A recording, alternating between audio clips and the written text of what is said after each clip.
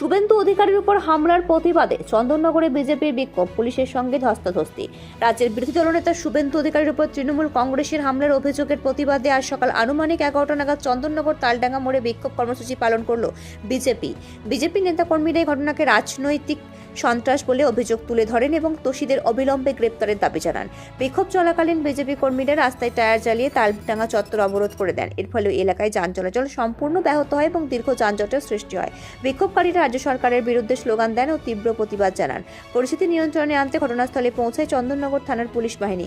অবরোধ তুলে নেওয়ার সময় পুলিশ ও বিজেপি নেতা কর্মীদের মধ্যে হস্তক্ষেপ শুরু হয়, যা ঘিরে এলাকায় কিছুক্ষণ উত্তেজনা ছড়ায়। পরে পুলিশি হস্তক্ষেপে বিক্ষোভ কর্মসূচি তুলে নেওয়া হয়। পুলিশ সূত্রে জানা গেছে বর্তমানে পরিস্থিতি নিয়ন্ত্রণে রয়েছে। অন্যদিকে বিজেপি নেতৃত্ব জানিয়েছে শুভেন্দু অধিকারীর উপর হামলার ঘটনার সঠিক তদন্ত, দোষীদের শাস্তির দাবি জানিয়ে আগামী দিনেও আন্দোলন চলবে। ব্যুরো রিপোর্ট, আমার বাংলা নিউজ। আমাদের বিরোধী দলনেতা তার উপরেই বারবার হামলা হচ্ছে, তার প্রতিবাদে আমাদের এই বিক্ষোভ। আমরা দেখছি মুখ্যমন্ত্রী যিনি স্বরাষ্ট্রমন্ত্রী তিনি পুলিশ বলয়ের থেকে যে ইডি তদন্তকারী সংস্থার কাছ থেকে পুলিশের সাহায্য নিয়ে তিনি তথ্য লোপাট করছে, আর বিরোধী দলনেতা যিনি তার কোনো সুরক্ষার কোনো ব্যবস্থা নেই। এই অপদার্থ মুখ্যমন্ত্রী, অপদার্থ স্বরাষ্ট্রমন্ত্রী অবিলম্বে আমরা পদত্যাগ চাই, সেই দাবিতে আমাদের এই আন্দোলন।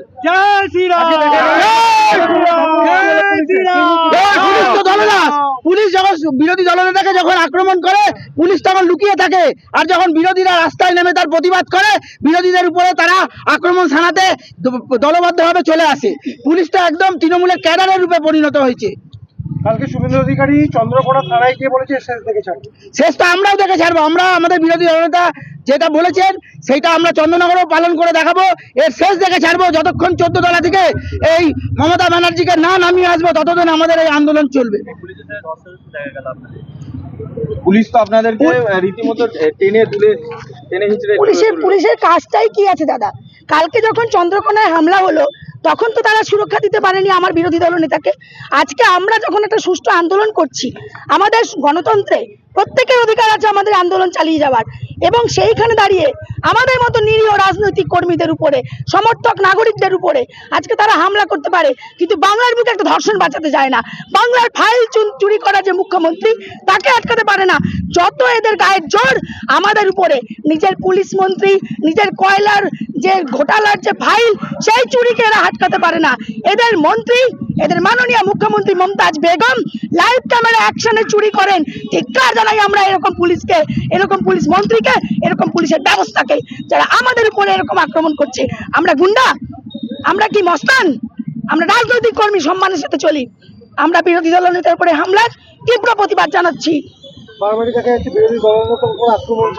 জানি তো যে উনি আওয়াজ তোলেন, আমাদের প্রতিনিধি উনি, তার উপরে হামলা করলেই তো ওদের লাভ, কারণ ওরা গণতন্ত্রের গলা টিপে ধরে। ওরা সত্যি কথা বলে, মানুষের প্রতি এইভাবে আলোচনা করে।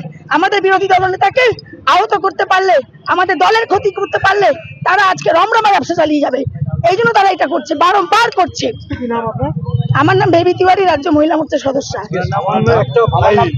আমি চন্দননগর মন্ডলাকে আজকে একটা সামান্য ফাইল আপনার পুলিশ এসে ছিনিয়ে নিয়ে গেল। ফাইল সবাই দেখলো, সমস্ত ভারতবর্ষে সবাই দেখলো, আর আমরা ছোটখাটো একটা কর্পোরেশন ডেপুটেশন দিতে গেলে আমাদের 109 ধারা কেস দিয়ে, আমাদের সরকারি সম্পত্তি কেস দেয়। তখন পুলিশ কোথায় ছিল? যখন মুখ্যমন্ত্রী সবার সামনে তাদের সমস্ত অপরাধী ফাইলগুলো ছিনিয়ে নিয়ে গেল, তখন তার সঙ্গে পুলিশও সাহায্য করেছিল।